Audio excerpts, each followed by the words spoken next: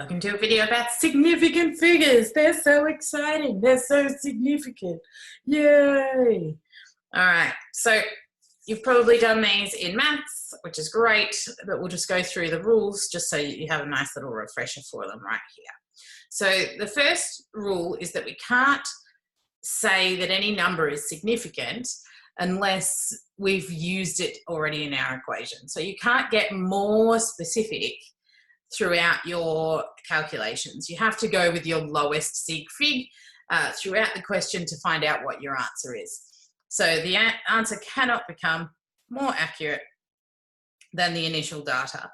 So if you start off and you've only got 2 sig figs, your answer, so in the question, if you've only got 2 sig figs, your answer cannot have more than 2 sig figs. Nice and easy. Here are some of the rules. These rules are in your notes. So let's just have a look. So you always are going to count non-zero digits. That makes sense. If it's a number and it's there, you're going to count it. So we say 21 here is going to be 2 significant figures, and 8.924 is 4 significant figures. Now, we don't count what we call leading zeros, so that doesn't count, that doesn't count, that doesn't count. So both of these two numbers here are going to be 2 sig figs. But we are going to count any zero that falls in between 2. So this one gets counted. So that means that this is 3 sig figs. This one here gets counted. That means that's 4 sig figs. We're going to count the trailing zeros if there's a decimal point. But if there's no decimal point, we don't count them.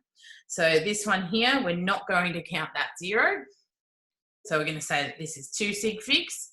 Whereas this one over here, because it's got that decimal point there, this has got 1, 2, 3, 4 sig figs here.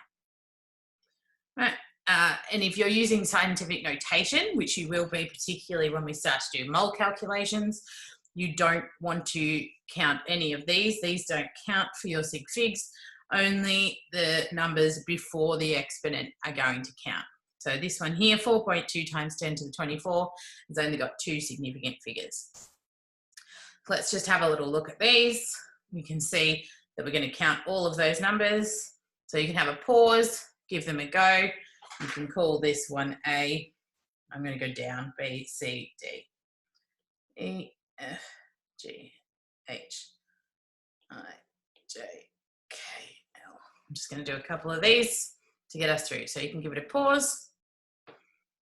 And then let's have a look at the answers.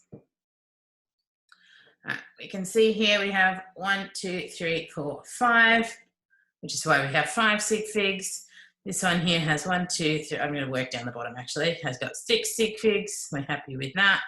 This one here, we count these middle zeros. So we end up with 4 sig figs. Now down at D, we don't count our leading zero, so we count these 3, so we should have 3 sig figs. This one here, we've got some middle zeros. We're going to count them, so we're going to have 4 sig figs, 1, 2, 3, 4. This one, we're not going to count those leading zeros. We end up with 3 sig figs. This one here, because these zeros are after the decimal point, we're going to count them all. So we have 5 sig figs. This one, we don't count our leading zeros, so we only have 1.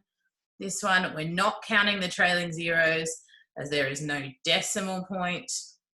So therefore, that's 1 sig fig. This one, we are going to count this because it's after the decimal point. So there's 6 there. This one, we're going to count these because they're after the decimal point. So that's 5 sig figs. And our last one, we're going to count these middle ones. So we get 1, 2, 3, 4, 5, 6 sig figs.